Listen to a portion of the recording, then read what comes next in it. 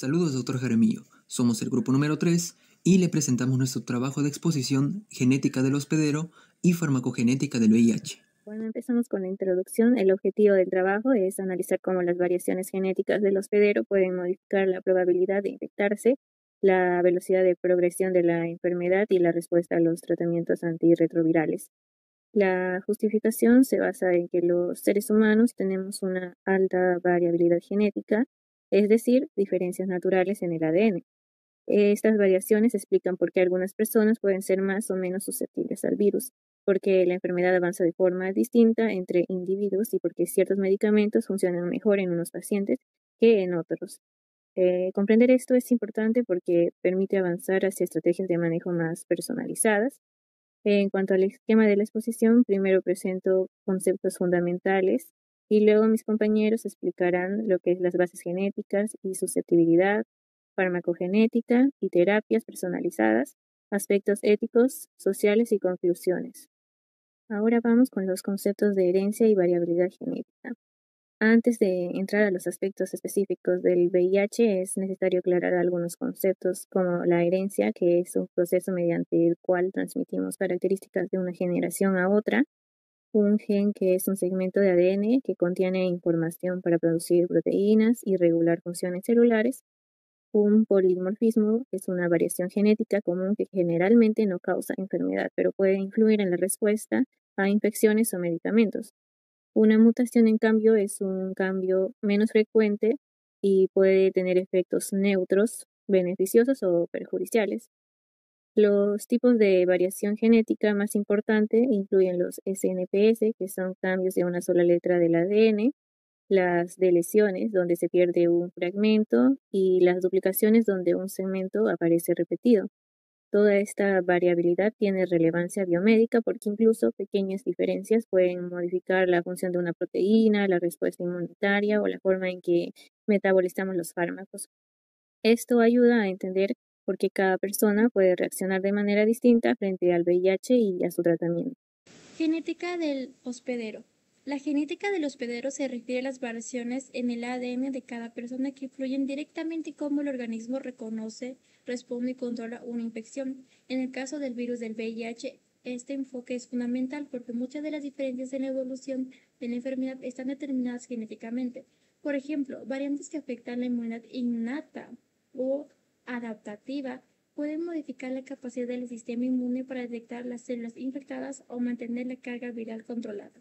Además, ciertos cambios en los genes que codifican receptores virales, como los correceptores de entrada del VIH, determinan cuán fácil resulta que el virus ingrese dentro de las células y las invada.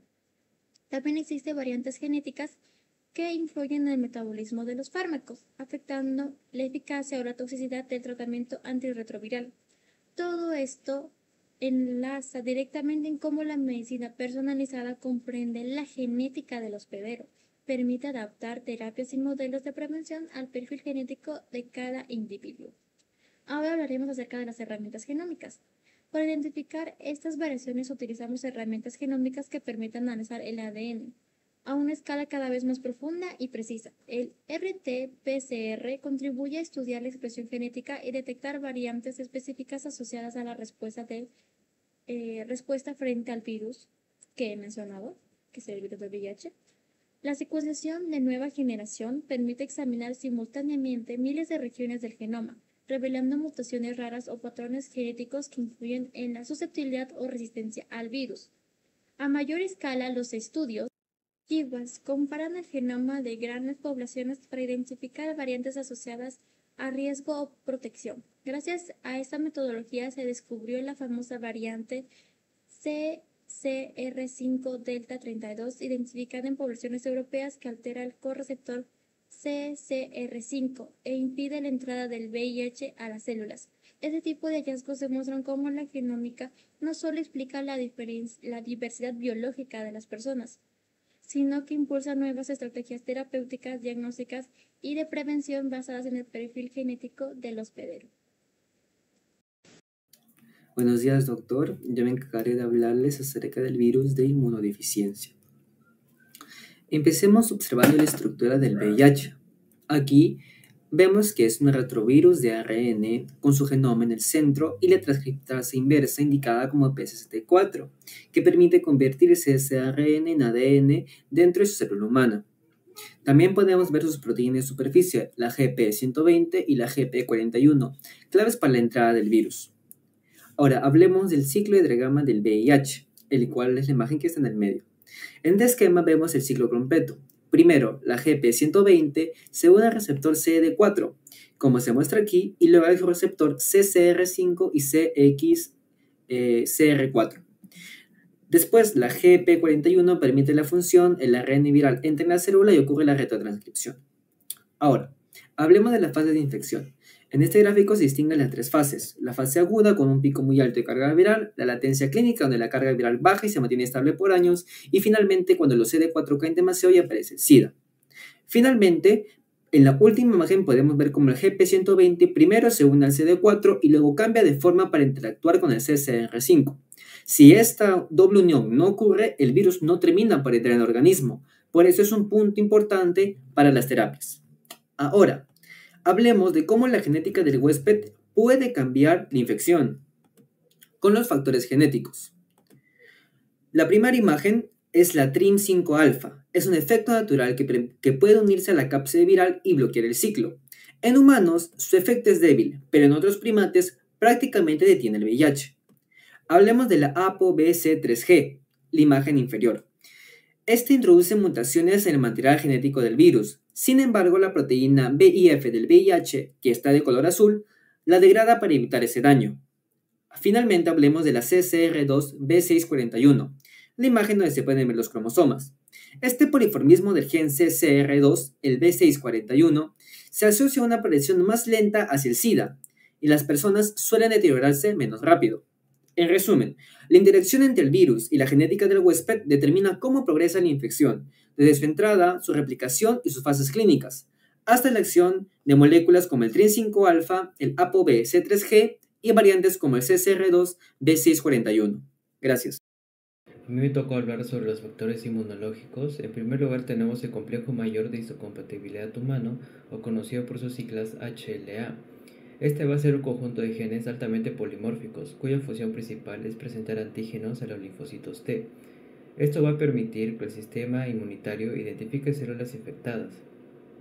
Este sistema HLA posee cientos de alelos diferentes, lo que lo convierte en un alelo múltiple en genética. El virus del VIH infecta y destruye los linfocitos CD4, pero la respuesta inmunitaria inicial depende de las moléculas HLA presentes en cada persona. Algunos alelos HLA están asociados con control prolongado del VIH, mientras que otros aceleran la progresión de este. En segundo lugar tenemos el TRIM5-alfa, el cual va a ser una proteína de restricción antiviral del sistema inmune innato, el cual se va a unir a la cápside viral e impide la replicación de retrovirus. El TRIM5-alfa no bloquea de manera completa la entrada del VIH, pero sí produce una restricción parcial. Esto va a ser importante ya que va a ser un ejemplo de cómo el sistema inmune innato, incluso antes de la respuesta adaptativa, puede afectar la replicación del VIH desde el primer minuto de la infección. En tercer lugar tenemos el ApoBC3G, el cual va a ser una enzima citidina desaminasa que va a actuar sobre el retrovirus, produciendo mutaciones letales en el genoma viral. Este va a entrar al virión e introducir mutaciones, como puede ser la conversión de la citosina al uracilo dentro del ADN viral. Estas mutaciones van a ser masivas, lo que va a hacer que este virus no sea funcional y pierda la capacidad infectiva. Ahora, los factores geográficos. La mutación del CCR532 es conocida porque protege contra el virus del VIH al impedir que el virus use el correceptor CCR5 para entrar a las células, pero su frecuencia va a variar mucho según el origen geográfico, ya que va a ser ligeramente común en Europa, variando del 10 al 15%, y muy rara en África, Asia y América Latina, en donde casi no aparece. Hablar de un concepto fundamental para personalizar el tratamiento del VIH, que es la farmacogenética. Básicamente se trata de cómo nuestras diferencias en el ADN afectan la forma en la que respondemos a los medicamentos. Un fármaco que funciona muy bien en una persona podría ser ineficaz o incluso peligroso para otra. En el VIH esto tiene una relevancia especial porque hablamos de tratamientos de por vida con antirretrovirales. Si no manejamos bien la toxicidad o los efectos adversos, el paciente puede abandonar el tratamiento, lo que causa un fracaso terapéutico. Por eso la farmacogenética ofrece una solución, que es personalizar el medicamento, la dosis y el esquema para cada individuo, con base en su perfil genético. Esto reduce los riesgos, mejora la eficacia y permite un tratamiento más seguro. Además, la integración clínica de pruebas genéticas previas al TAR ya es una práctica recomendada en guías actualizadas para evitar efectos adversos graves. Un ejemplo de esa integración es lo que sucede con el abacavir y un alelo particular llamado HLA B5701. Ahora hablemos del abacavir, uno de los antirretrovirales más usados. Es muy eficaz, pero tiene un riesgo muy bien conocido, que es una reacción de hipersensibilidad. Esta reacción se manifiesta típicamente en las primeras 4 o 6 semanas después del inicio del tratamiento. Los síntomas incluyen un malestar general muy intenso, a veces parece un cuadro viral o gripal, por lo que puede ser difícil de diagnosticar si no se sospecha.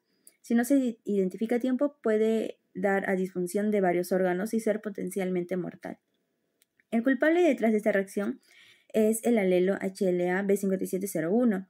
Esa variante del sistema de histocompatibilidad cambia la forma en la que el fármaco interacciona con las células inmunes, ya que pueden desencadenar una activación anómala de linfocitos T, lo que genera daños tisulares por respuesta inmune. Para saber si un paciente lleva este alelo, se hace una genotipificación de su ADN. Los métodos más comunes incluyen al PCR alelo específico, que es rápida y bastante accesible, y también se usa un qPCR con sondas o curvas de fusión para mayor precisión. En laboratorios más especializados pueden emplearse secuenciación de nueva generación, especialmente cuando se necesita una tipificación de HLA más completa. Por lo tanto, la recomendación clínica es, si el resultado es positivo, se evita completamente el uso del fármaco. Si es negativo, el abacavir se vuelve mucho más seguro.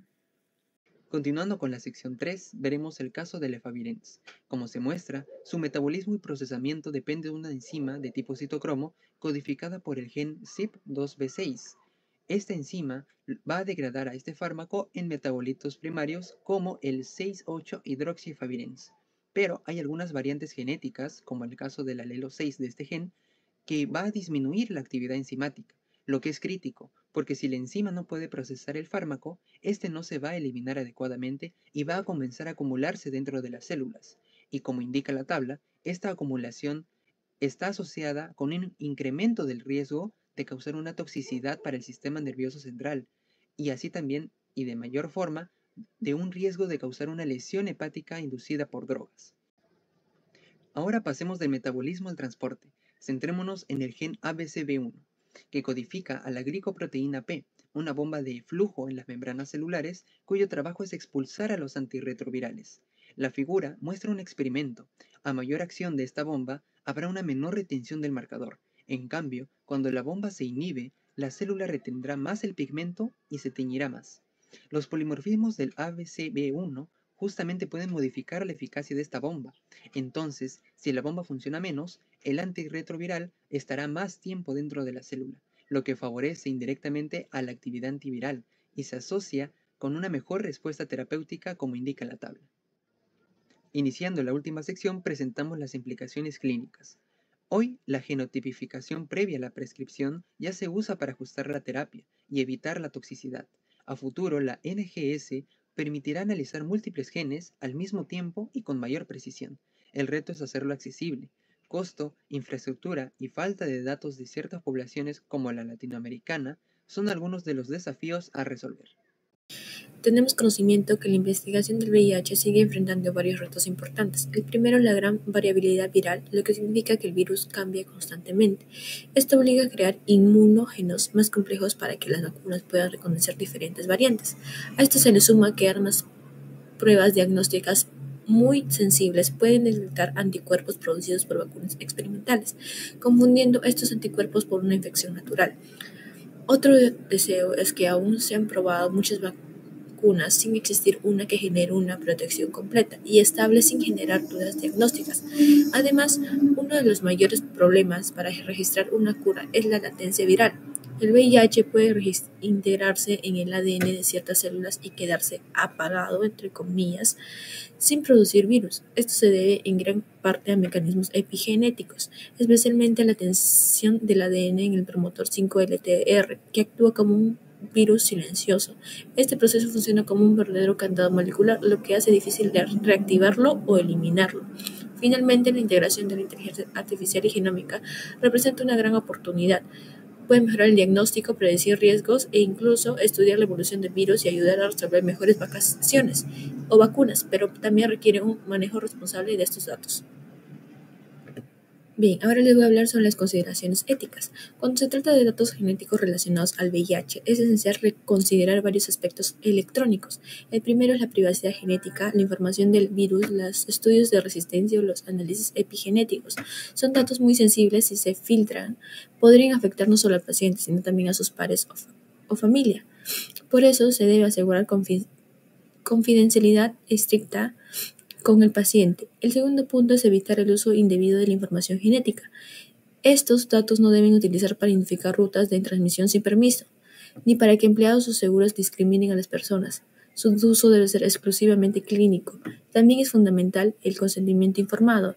En estudios genómicos se demuestra que el uso de la inteligencia artificial, el paciente debe entender claramente qué datos se pueden recordar para que se usarán y serán compartidos.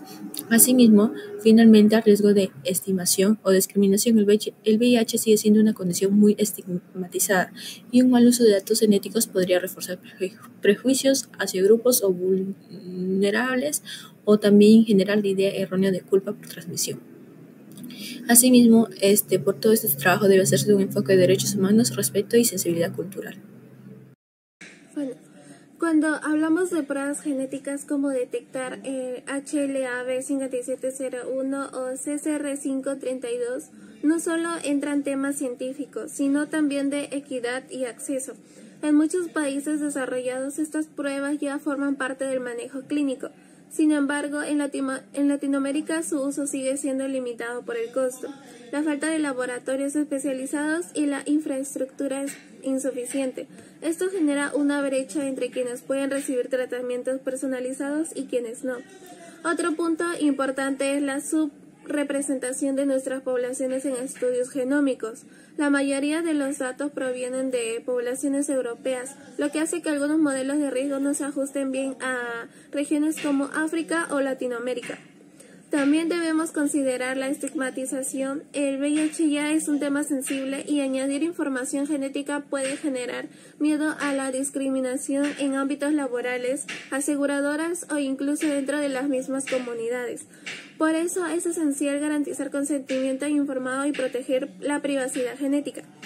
Finalmente, desde el lado social y político, es necesario que los sistemas de salud integren estas pruebas de manera ética, accesible y regulada, garantizando que todos los pacientes, sin importar su situación económica, puedan beneficiarse de terapias más seguras y personalizadas. Para cerrar, podemos decir que la genética del hospedero nos muestra que no todas las personas responden igual al VIH, ni desde la inmunidad ni desde la farmacología.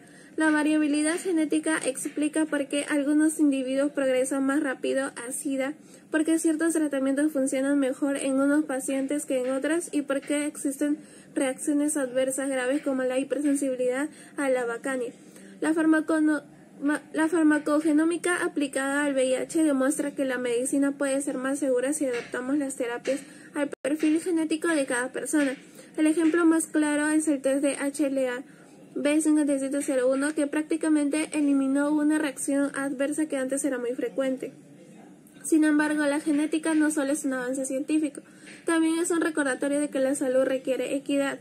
La tecnología no sirve si solo llega a unos pocos. El futuro de la medicina personalizada depende de integrar estas herramientas en los sistemas de salud, proteger la privacidad de los datos y garantizar que todas las poblaciones sean incluidas en la investigación.